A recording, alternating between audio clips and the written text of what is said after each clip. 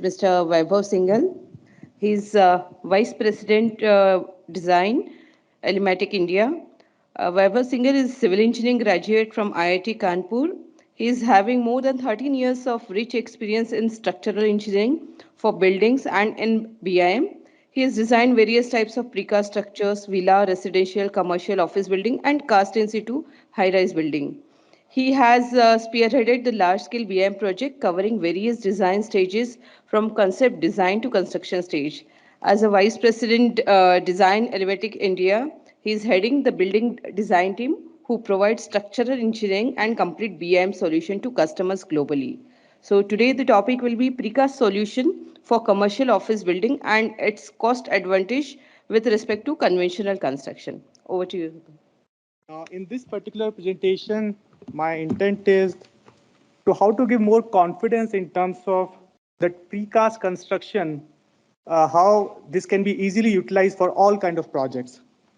So in this particular presentation, I would try to touch upon the technical part of it.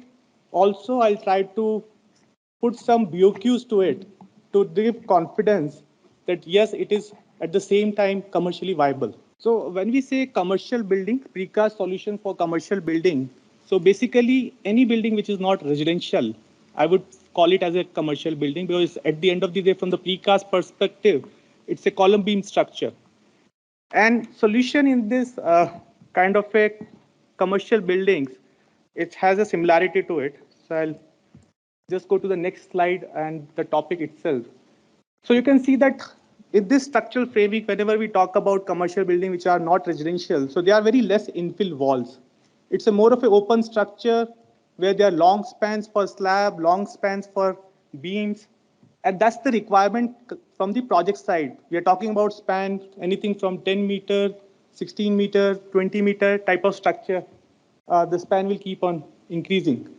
So if you look at this, I have taken this example of an office building where generally you'll see that there is a core wall area where there is a staircase and the lift area, lift well area. And then around there is a lot of office space.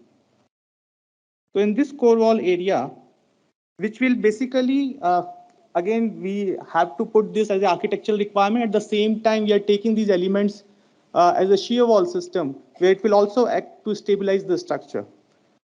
Now, the balance area, the framing is that we have got columns, then we have precast beams, and then the slab which are spanning from beam to beam. Now, why I'm showing this structural framing is also to showcase, with respect to the construction, also with respect to design, to showcase that with all the precast elements like column, hollow core slab, beam, and shear wall, you can pretty much do any kind of a commercial building and following the same principles. So from the structure engineering perspective, the important thing is the flow of forces. We talk about one is the lateral force that we have to take care, and another is the gravity load transfer.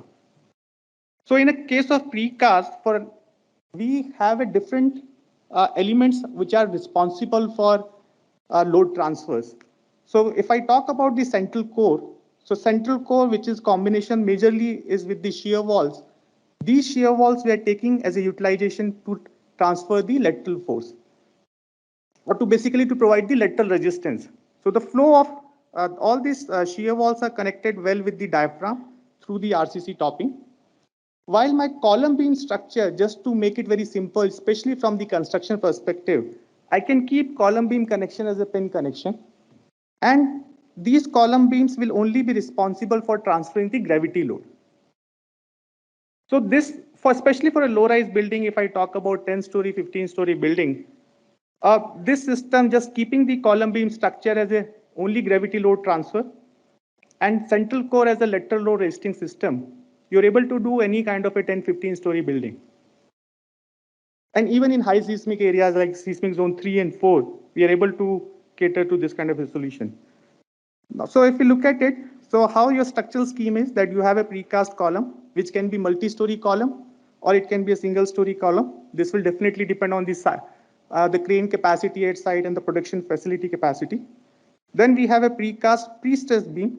Now this beam, with pre-stressing, we are getting the advantage of longer spans with the reduction of steel and concrete. So with this priest, you can span your priestess beam from column to column, and then you have a hollow core slab again spanning from beam to beam. And then we put a RCC topping at each floor. We have to put RCC topping because this is very critical in terms of jointing all the precast elements together, in terms of transferring the lateral force to the shear wall. So once this kind of a system is actualized, so then your commercial building is good to go. So basically, this is a simple commercial building solution. Uh, so just showing in a nutshell that what all precast elements are required. And all I'm just trying to say that how simple and easy it is if you're doing your building using precast technology compared to conventional, where there's a lot of engineering wise also at times it can become more complex. Also from the execution side becomes even more complex. So in nutshell, what all precast elements we are talking about? One is the hollow core slab. It's a pre-stress element and also hollow in nature. So you're able to minimize concrete and steel. Then you're using walls. So these walls are acting as a load-bearing wall. At the same time, they're acting as a shear wall. So you're able to provide the lateral stability. Then beams are pre-stress. Pre-stressing is important because that's how you're able to achieve longer spans. In commercial buildings, we have realized that clear height always become an issue because you have a lot of utilities to pass below the beam. So it is important to do pre-stressing so that you're able to have a lower depth of the beam. Then your columns, all your columns are also precast right from the foundation. And then staircase. Staircase is also a very complex element if we do it conventionally. And with precast, it becomes very easy to execute. So basically, just having this kind of a 5 elements production capacity, you are actually able to construct every type of uh, commercial building or with a column beam structure building. So coming after the precast elements, coming to the connections part of it, connections, yesterday sessions also there was a lot of presentation on the connection side, but I'm only picking up the importance and the simple ones. Even if these are the simple connection details are followed, you're able to do any height and the size of the commercial building construction. So this is definitely a kind of a emulative design where we see that the column is basically this is a typical column beam moment connection where your bottom bar of the beam as well as the top bar of the beam is properly lapped at the column junction. And also all your columns are bars are lapped with the column above. So this is nothing but the same emulative design that we are looking at where your column beam is acting as a moment connection. Now, from column to column, we have a choice that you can do it through dowel tube, you can do it through couplers. With couplers, they become an advantage that your starter bar's length is also reduced. And then it becomes also easy to fix at site. And also the performance of the joint is also very good. Obviously, the coupler has to be good, which can sustain in all the high seismic areas. Then the other important aspect comes is that, we talk about that how this diaphragm should function well. And from their perspective, the detailing with respect to beam and the hollow core slab has to be very good. There cannot be a scenario that in case of lateral movement, there can be a loss of seating to the hollow core slab or my diaphragm is not functioning well. Because as I mentioned as my initial slide, the basic principle is that if the diaphragm is acting good, then only your force can transfer to the shear wall. And then only your building is literally stabilized in the case of earthquake.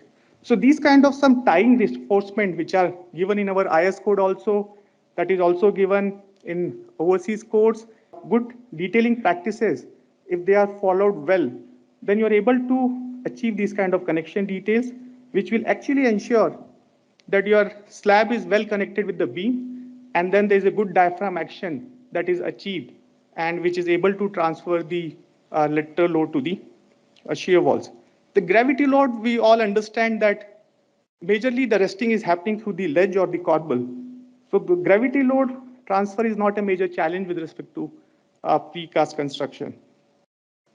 So some more connection details with respect to how the shear wall is connected with the slab. Again, there can be a scenario where I have to rest the hollow core slab on the ledge, or in another scenario, I can rest the hollow core slab on the wall itself. But this is very important that in what scenario I can rest directly on the wall and what scenario I have to provide a ledge. I mean, those kind of engineering calculations should go into it. Obviously, as we go high rise, we are we have to come up with different details at different story. So not like one detail can be followed at all these stories.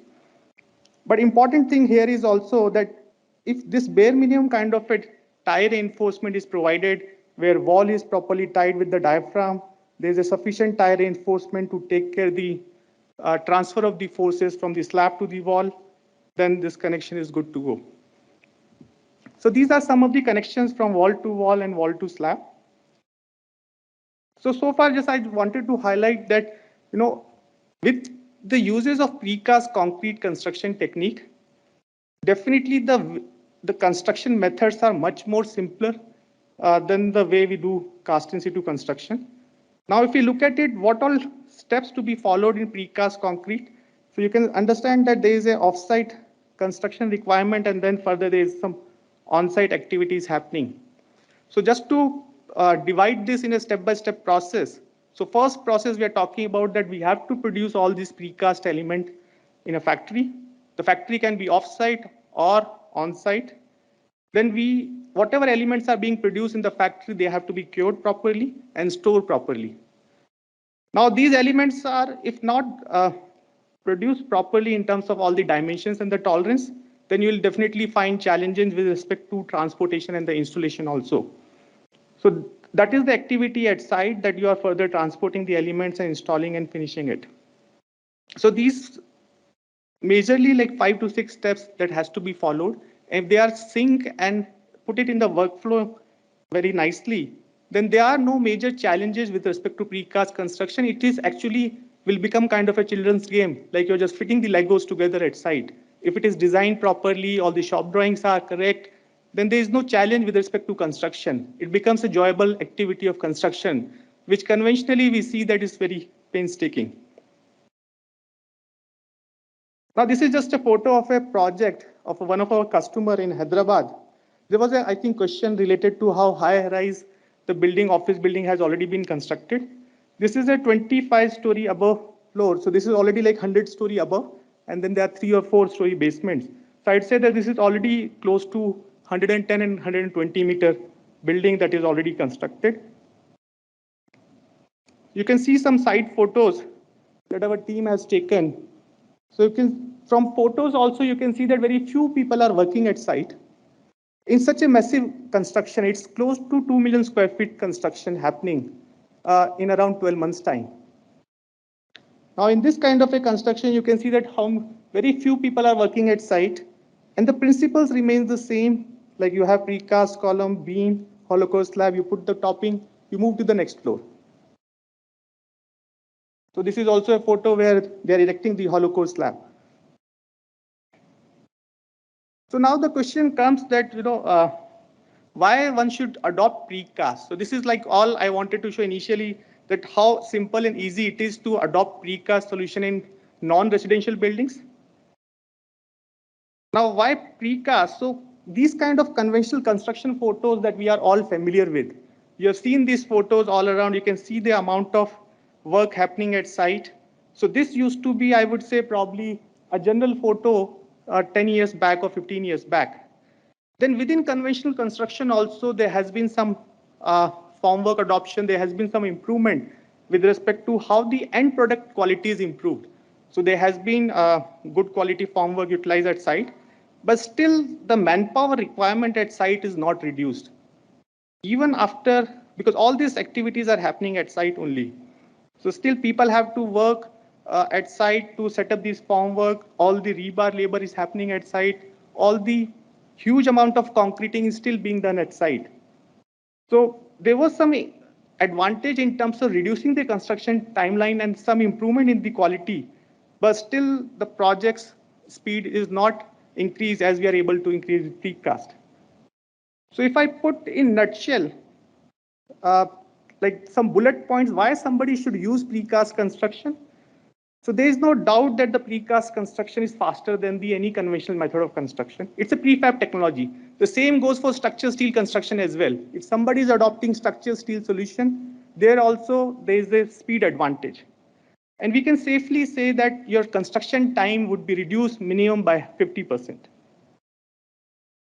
The second aspect of it is that we are minimizing the on-site manpower requirement, or in total also the manpower requirement is reduced because the production that is happening in the precast, that is happening in a controlled environment in a factory, where you're also using some technology to transport your concrete. You're also using the same molds which are easy to install to produce those kind of precast elements. And that's how you're, in nutshell, you're able to minimize your manpower. So this also we have seen that you need less than 40% manpower to execute any precast project compared to the conventional construction. Then I'll come to the quality part of it. The quality of concrete, definitely it has to be very good because all your precast elements you're producing on ground. Production of RCC elements on ground has a lot of value addition in terms of the quality check you are able to perform. So all your quality of precast element is very good. Your formwork quality is also good. That's why you get a very good finish. And that's how with all these qualities and the good quality control, you are able to make durable buildings. Generally, as per design, we are designing the buildings for 50 years. There is a certain cover requirement, there is a certain environmental conditions. Even though we are following cast in situ codes and following the same kind of a cover requirement. But providing those kind of code compliance, definitely your building become more durable compared to cast in situ because your quality control is much more stringent in precast and you're able to measure everything and see everything in at ground. So that's how your buildings are more durable compared to that. There is no wastage. I would say no wastage in a sense that obviously there would be some 1-2% wastage with respect to rebar, cut and bend. Again, that's a part of design, how we are doing it. But other than that, there will not be any pilferage of the material that usually happens in cast in situ construction. You'll see that at a particular floor, when people start doing brickwork and plaster, at that particular floor, there would be some slurry that is deposited and that all become wasted and you end up putting a lot of finish also on top of the floor. But that is not the case in case of precast construction. If you are saying there would be finish of 75 mm, you'll be putting 75 mm finish, not more than that. And then in precast, we are also using, because precast, I would say, cannot go without pre-stressing, because that's where you have the maximum advantage. And with pre-stressing, you're able to minimize the consumption of steel. We have seen that the steel cost is also going up. At the same time, steel is a finite resource that we have to use it in a very judicious way. So it's like with the same availability of the steel, we can do large amount of construction. So that's how it becomes more eco-friendly. And with all these advantages, we have seen that for decent size of a project, precast could be comparable to cast in situ construction even in terms of price. It can be even cheaper than the cast in situ construction if we put all the factors together. So that's what we have seen, that it becomes eventually a more economical solution as well. So I'll also try to put all these points through these photos that will give you more idea that we can definitely say 15 to 20% saving in concrete and steel. Why I'm saying is again through pre-stressing. If you do pre-stressing and use hollow core slab, definitely you'll save 15 to 20% steel. You don't need any shuttering work or kind of a scaffolding work for precast construction. You need heavy cranes, yes, but you don't need this kind of a heavy uh, scaffolding work that is required for conventional construction. Even your construction sites are more safer. Conventionally, we see that the safety of a worker is also a challenge. And here, since first of all, your manpower requirement at site is less, if we are talking about 30% of the conventional construction, and then at the same time, your people, how they are working, they get a proper platform and they have to work along with the crane. They are defined crew who is doing a particular job. And that's how you are getting a better safe site for construction. And then eventually you are getting a building which is lifespan of the building and would be much longer. You'll have a less maintenance cost over the period of building life cycle because of the quality of the project. And now this is one more important aspect of it, that we have also realized that water is also short and it's again a finite resource. With precast construction, we are able to save water with respect to curing. If I talk about hollow core slab, you don't need any water for the curing, other than the water that is already there as part of the concrete mix in the concrete in the hollow core. So we can even make recycling of the curing water within the plant. So there is a no on-site curing happening other than the conventional elements. But for all the precast elements, we are able to save water with respect to curing. And that's how it becomes more eco-friendly. And then obviously there is a, the buildings are good for all kind of weather. On the right-hand side, you can see it's a photo from Finland only, where there's a lot of snow. And even this kind of a 1 feet, 2 feet kind of a snow, these buildings performance, there has been no leakage problems, nothing, because the quality of the buildings are very good. So, so with this kind of a precast construction, you are also able to have a long-lasting buildings. So in nutshell, you can see that the precast competitiveness is actually based on, first is the material, that yes, you are able to save raw material. There is no two way about it. Second is design. Design is not only just by following the standards, but we can also do design by testing. My earlier speaker also talked about how they have done the testing of the connections. So design is also possible through testing, and we are able to define the load path. So it's a pre-engineered building. I can define how the gravity load should be transferred, how the lateral load should be transferred, and I can design the building accordingly. Then the production, all the production of the elements is done in the control environment. So there's an enhanced amount of quality and reduced, it's a mechanization and the automation of the construction. So you're reducing your manpower heavily. So these are the parameters which really stand out for precast construction compared to any other method of construction. Now, just because the topic also suggests that how it is advantageous compared to conventional. So I've just taken an example of a 15-story precast structure. I put in some superstructure BOQ. And few points I would like to highlight here. So I talk about there is a concrete and rebar saving that is coming because of pre-stressing. But also, you have to see that the example I've taken is the column to column spacing is close to 11 meter. If you do that conventionally, you won't be able to reduce the deep beam depth to 600. So architecturally also, it's not going to be apple to apple comparison, because you will never be able to achieve conventionally without post-tensioning. Suppose post-tensioning also has its own question marks, that how people are going to monitor the quality of PT at site, especially if it is a number of story building. So, so that is the first challenge. But even if somehow you are able to put a lot of reinforcement and able to manage with the conventional construction, still you're going to consume more concrete and more rebar. So this is just initial figures that I have put in. Now further, just to give idea with respect to cost of construction, Elematic is not a contractor, and we don't really, I don't say that this is the cost that you are going to start asking to the contractor. But the idea behind putting this cost is that what are the factors that define my cost of construction? Okay. So one is definitely material. So I'm saying you'll gain advantage with respect to consumption of raw material. So one is the material cost that you can see with the unit cost that I have put in for the same project, considering the 5,000 rupees per cubic meter as the concrete cost, 50 rupees kg per the steel cost, and the pre-stressing stands at 65 rupees kg. So you can see that your material cost is coming 4,000 rupees per square meter is my material cost. Then what are the balance cost in the precast construction? So you are going to use joints, some inserts material, some connections. So that cost is there. Then you have a manpower and the consumables also, and you're talking about crane cost and for production and installation. So that is, we have seen somewhere it should come around 2,000 rupees per square meter. Then within the transportation of 100-kilometer radius, because you have to put the element on trailer and then you have to transport. So there's a transportation cost involved. So after this precast, you will also have some in situ work. So there is an in situ RCC work at site with respect to RCC topping. You'll also have some cut and bend work, and also some cut and bend rebar labor. So all put together, just to give an idea, this will be somewhere in the range of 8,000 rupees per square meter. Obviously, there would be some, if somebody is doing it in-house, definitely there is a possibility. I have also put in the plant cost, the technology cost to it.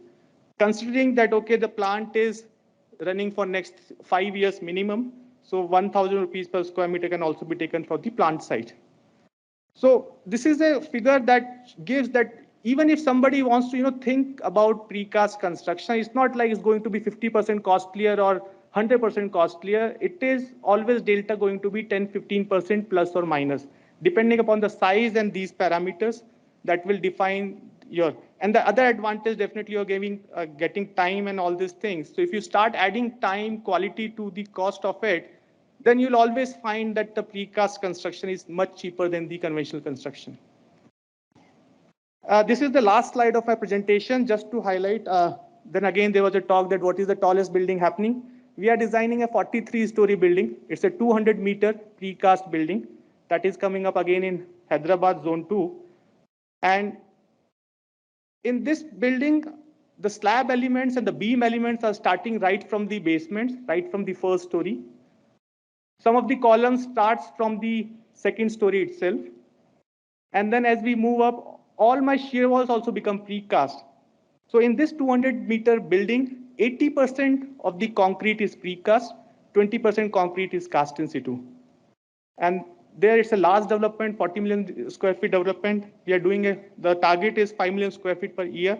And in this project, we are doing design and supply of plant and everything. But that also shows, somebody for such a size of a project is adopting precast construction technology. I don't think then we need any more information that why somebody should choose precast. If it's not viable and have certain advantage, nobody will adopt for such a large project. With this, I'll end my presentation. Thank you for patiently listening me. Thank you.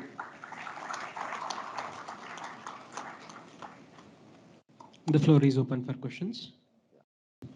Vaibhav, Yes, hi. good to see that you are designed around 200-meter height building with 43-storied structure.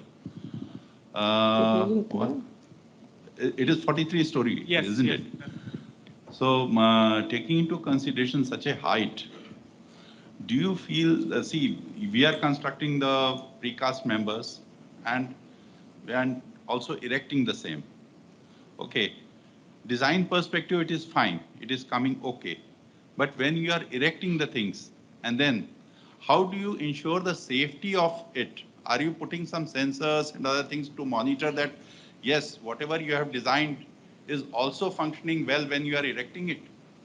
Are you taking into consideration all those factors also into consideration? Because 200-meter height is a very huge height.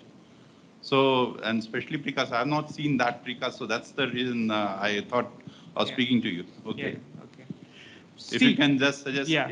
anything of monitoring, because such a height, it will be coming under tall structure things. Yes. So monitoring aspect also will be there. So how do you consider all those factors also into it? Yes. So as I mentioned, with precast, I would say monitoring becomes much more easier compared to conventional, because all my elements still, even if the column has to be erected at 43rd floor, but I'm producing that same column at ground floor. So first of all, that checking is happening within the plant and that reinforcement is taken care.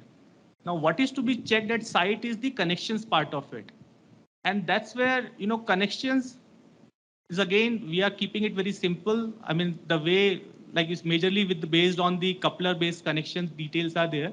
These couplers are being tested in Indian laboratory. I mean, I also realize that there are certain performance criteria given, but those couplers they have done the testing outside India, but nobody has done the testing in India so far. And that's what the realization we had.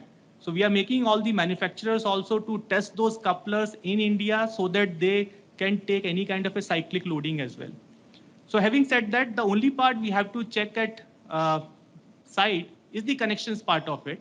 And definitely there would be a team who would be inspecting each and every connections. But still, I would say connection in the overall construction is a less than 10% job.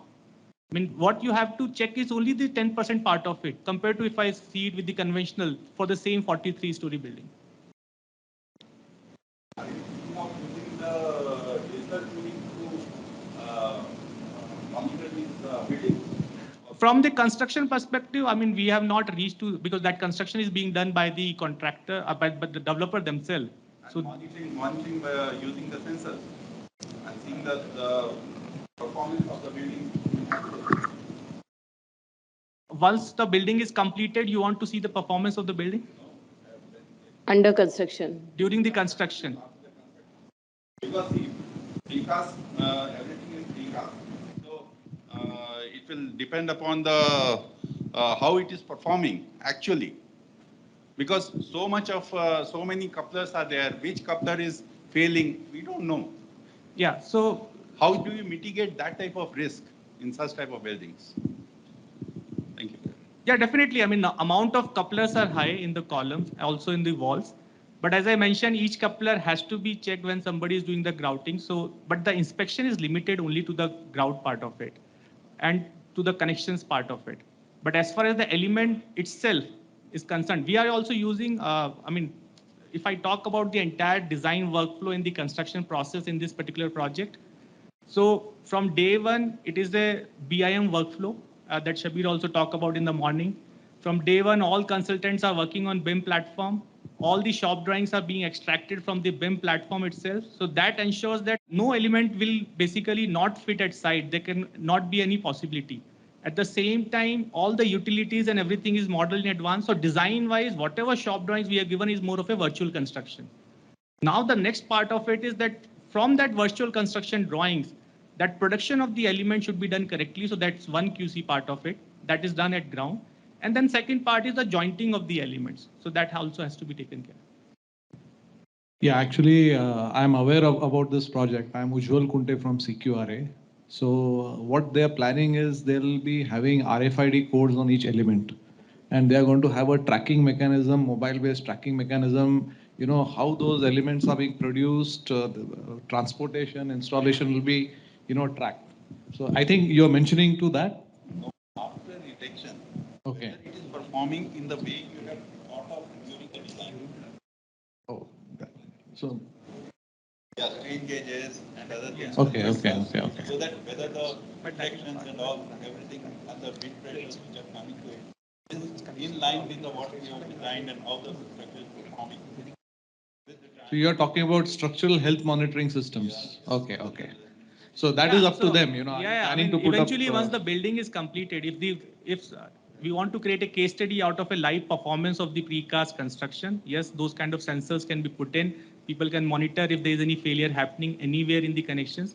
But those kind of things, I believe that as a connection, when we are designing, those connections are already tested, and that's how we are implementing those connections. It's like checking the same column beam connection, whether the concreting is done properly or not. That's the same challenge we see in cast in situ also, right? Because SHMs are designed from the day one when you are doing the foundation with the pressure sensors at the bottom of the foundation, so that when if any subsidence is there, that's the way it is done. Whether you are following that in No, that we are project. not following this in this particular project. You mentioned that you are not water curing this hollow core, this thing. How you are giving some vapor curing system there, or there is any particular mixtures of something you are using not to cure with water that hollow core slab? Okay. So as the process of the hollow core is happens to a zero slump concrete, it's an extrusion process. So when the extruder basically, if you have seen the construction, I mean the production of hollow core, so it basically happens on a long bed casting. So there would be a long bed of 150-meter long, width of 1.2 meter, and there is an extruder machine which will keep on casting as a, keep on cast. It will start running on this 150-meter bed, and it will start giving you the hollow core slab. So it's a dry mix that basically comes into the machine. Now there is a hot water circulation under the bed, so that will heat up the bed to accelerate the curing process. So after immediately the casting, we cover the hollow core with the tarpaulin, so that the same water is basically reutilized for the curing. And obviously, once we achieve 75% of the strength of the concrete, then only we are cutting the hollow core slab. So by the time we reach 75%, my curing is already done for the hollow core. What is the floor to floor height of this building you have considered above basement? 4.2 meter. 4 point. Good afternoon. I have just a basic question regarding precast. We have been talking about non-shrink grouts as such for all these sessions. So these non-shrink grouts, are they really giving the performance? Mostly the testing is done for heterogeneous shrinkage. They may be expansive also in nature. But does drying shrinkage affect the grouts, and whether the long-term drying shrinkage, particularly for this 200-meter tall building, whether it would be a concern as far as design is concerned? This is Yeah. just a question. So definitely for a tall building, we are also doing a construction stage analysis. So So that is part of the design where we'll be taking into account the shrinkage of concrete as well as the connections. So that is one part of it.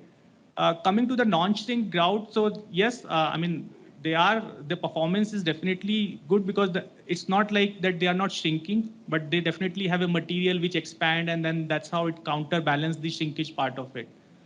So in the connection, the grout we are using at two places. One, in all the vertical elements, it is in a compression. So in all the vertical elements where it's a horizontal connection, so we do not have any issue because it is coming in compression.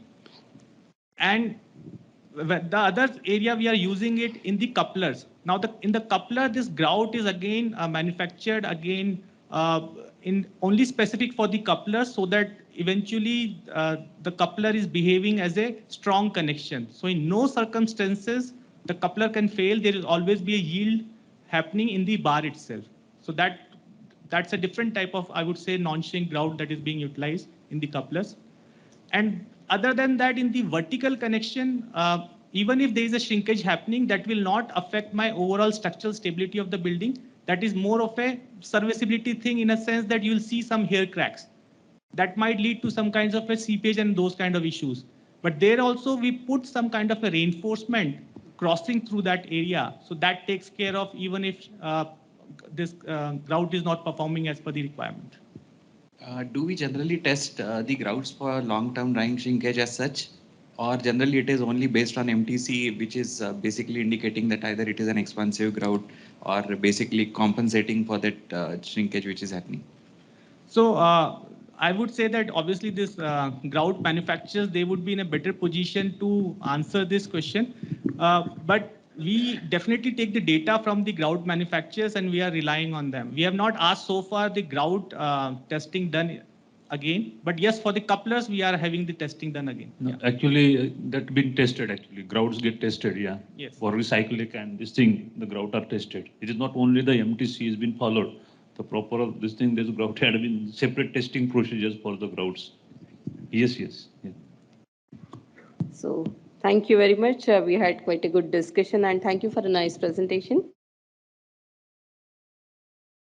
We have presentation from our platinum sponsor, L&T.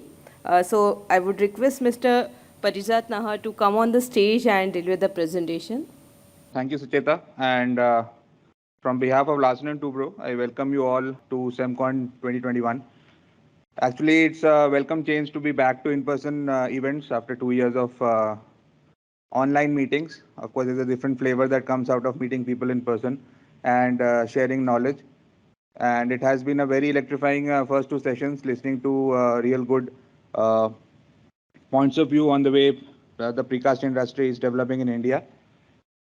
I'll just take this opportunity to take you through my organization. I represent Larsen and Toubro, and I am from the tendering unit of the residential business, which is one of the units that majorly executes precast projects within the Larsen and Toubro group. Just a wrap up of the company, founded in 1938 by two stalwarts, Mr. Soren Christian Toubro and Henning Holst Larsen. We presently are over 100,000 employees with a global presence in various business units. We are presently a $19 billion global conglomerate that works in technology, consulting, and various other engineering businesses. We have been growing our global footprint in various business divisions across the world, and that is what the company is today in terms of growth and revenue. We've also had recognitions across the world and within the nation for excellence in construction and many other activities that we are involved in. And that is, of course, a global footprint that includes our construction projects as well as our factories, offices, and competency cells, which are spread across the globe. If we look at our industry footprint, we are in various sectors which are basically in the field of infrastructure creation and in various fields of technology and manufacturing. So basically out of this, the infrastructure segment is the one concerning the construction division, which is where I come from. And basically my independent company is the buildings and factories unit. Apart from that, we are into power, hydrocarbons, we are into the process industry, we are also into defense, one of the few domestic players in defense who have the capability to cater to the needs of the Indian defense industry. And apart from that, we are in the real estate also, where L&T Realty caters to the realty division.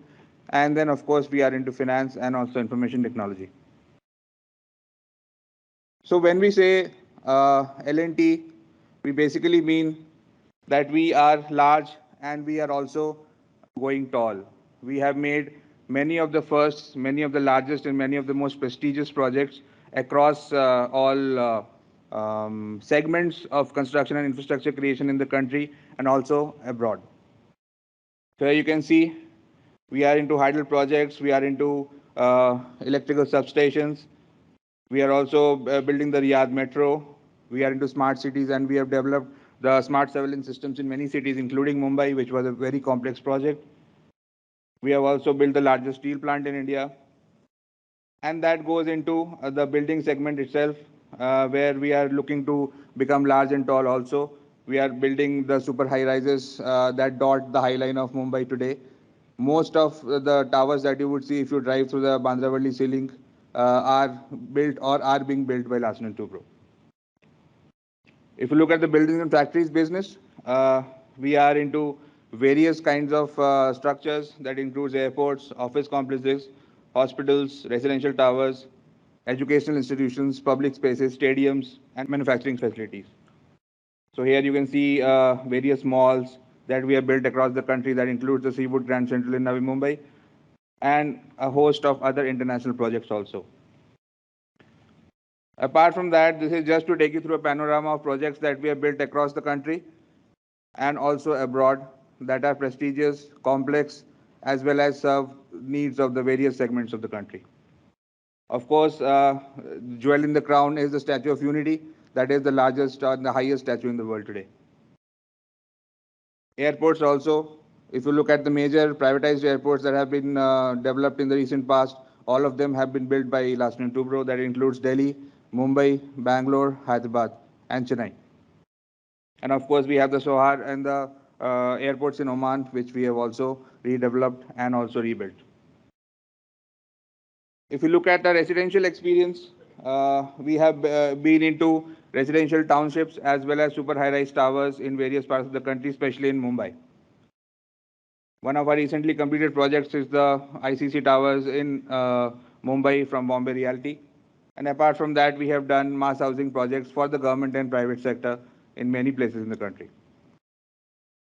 If you look at our factories experience, this is just a panorama of major factories that we have built across the country. Cement plants have also been one of our business sectors where we have done jobs for many of the reputed players in the country. And this is just a panorama of our international jobs that we have done. That includes infrastructure projects, building projects, and as well as connectivity projects. This also includes the fabrication facility at Oman that caters to the hydrocarbons and other heavy industries that we cater to in the Middle East and other markets. That is in addition to the manufacturing facility in Hazira, which is one of the biggest in Asia. Now, these are some international projects of repute that we have done. Among them is the Al Rayyan Stadium that will host reputed matches in the upcoming World Cup 2022 in Qatar. And of course, we are also building the Riyadh Metro project, one of its packages therein. If you look at residential construction, we offer a gamut of services in the entire value chain. We build integrated townships, multi-storied buildings, gated communities, as well as luxury housing and affordable housing. And the services that we provide is also from concept to completion. That includes design, construction, and architectural master planning and other services. If you look at our design capabilities, our engineering design and research center is one of a kind setup wherein we have in-house capability and a very, very good team of trained and experienced designers who cater to the needs of the industry and have done the design for many complex projects. Herein, we are providing solutions for architecture, structure, as well as electromechanical services. This is the setup that we have. We have over 150 designers with us who provide in-house design for all our design build projects that we undertake. As far as technologies are concerned, if you look at formwork systems, we are there with the cutting edge technologies at our disposal, which we are executing in various jobs. We are also looking at building information modeling as an enabler to execute increasingly complex projects in various geographies. The virtual design studio is a welcome addition that helps even the customer to visualize the project at the initial stages, and that also gives more efficiency to all stakeholders. High-rise expertise is one more place where we have been adding to our portfolio and expertise. As I said, many of the high-rises in Mumbai that you see nowadays are either being built or have been built by Larsen & Toubro. This is another project recently completed in Mumbai that is for Oberoi Realty. And this is just a panorama of other similar jobs that we are executing. Apart from that, we are also into developing gated townships and major townships for developers across the country. This is just a panorama of some projects that we have developed. And the services provided herein are including design, construction of structure, MEP, architecture, external works. This is continuing with that. We have also built the slum rehabilitation projects in Mumbai, which are a critical component in improving the infrastructure of the city. This includes the Bhoiwada job, which was discussed and showcased in detail by Amit. And this is the CIDCO project, which we are presently executing in Navi Mumbai. This is also one of our keystone projects, and we are putting in our expertise to really give a satisfactory and a cutting-edge product in this segment. If you look at formwork, again, we are working with aluminium formwork as one of our major formwork systems in residential projects. And of course, precast, which is the topic of this conference, as well as a field wherein we are continuing to develop expertise. Apart from that, we have also looked and worked with other major recent construction or rapid construction technologies like tunnel form, of course, precast, and also 3D concrete printing, wherein we are the first in the country to develop a G+1 reinforced 3D concrete printed structure in-house. When we come to safety and health, safety, and environmental systems, we are having one of the best systems within the organization.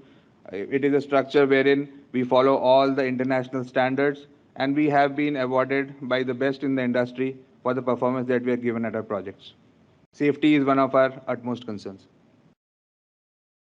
Sustainable growth is also an area where the industry has, or Larsen & Toubro had taken very seriously and is focusing on it with all its strength. We are following the triple bottom line approach, and our integrated reports is one of a kind in the country.